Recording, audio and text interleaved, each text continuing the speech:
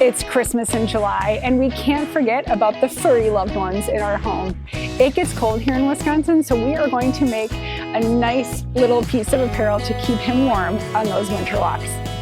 A couple of years ago, I came across the Hopefully dog coat pattern. It was a super cute, quick make for our dog, but it wasn't quilted.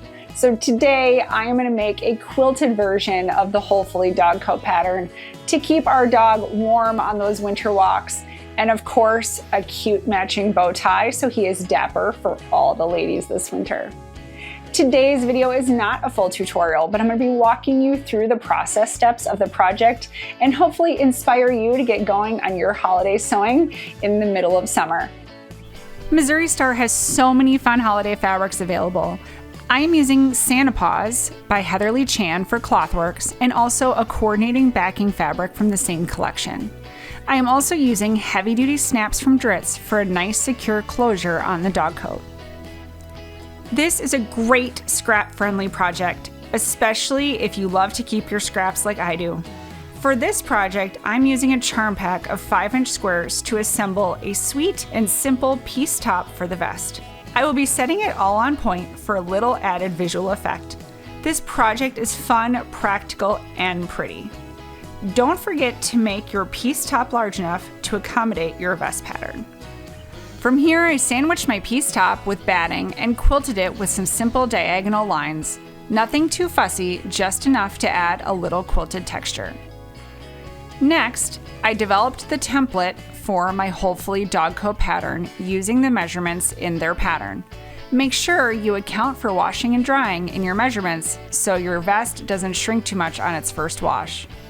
Then I traced my vest shape out after quilting and made sure to cut at the backing fabric at the same time. Before I get into final assembly, I look to where there's going to be stress points with the snaps and I add scrap pieces of interfacing in those areas so they hold up well to repeated use. Now we're going to sew the exterior and lining pieces right sides together, making sure to leave an opening for turning the vest right side out. Once we turn it right side out, we're going to do a quick top stitching around the entire edge of the vest. This adds added security to the seam as well as closing the opening that we just turned the vest through. For closures, I'm using heavy-duty snaps from Dritz at the neck and the belly closures.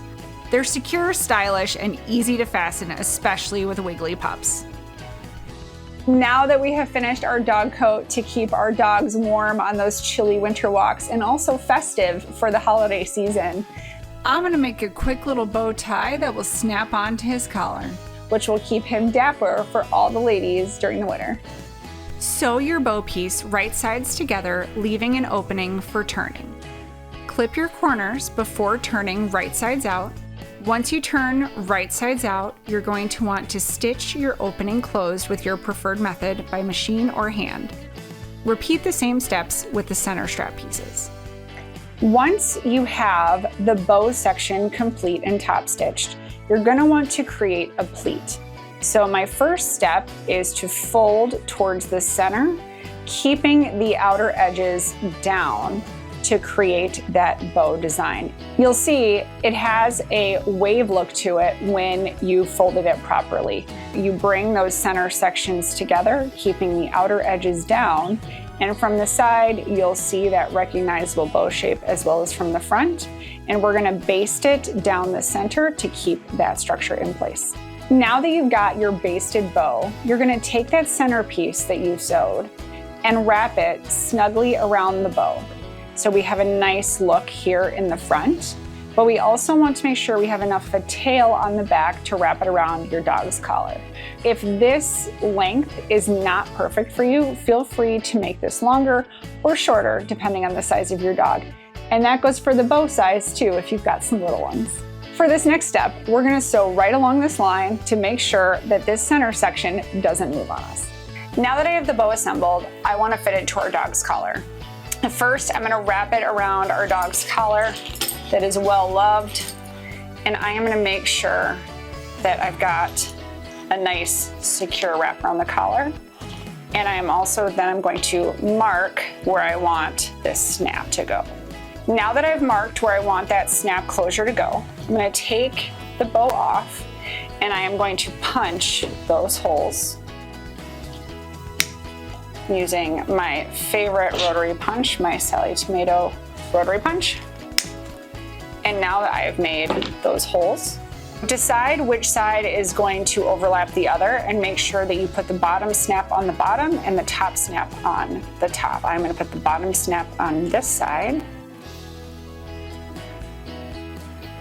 and secure it using my Dritz heavy duty pliers.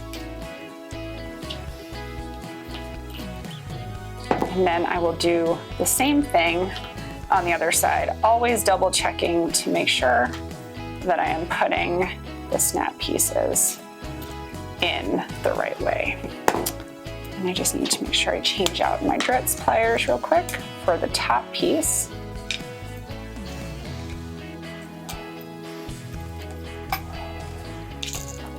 So now I've got a nice snap closure on my bow, to which I am going to attach to Walter's collar. And he is all set for an elegant bow addition to go with his vest. This bow pattern is so easy to make and can be adapted for any size furry friend that you have in your family. To download the PDF for this pattern, you can find it in the video description below. I hope you enjoyed this fun little dog vest project to keep your loved furry ones warm during the winter months.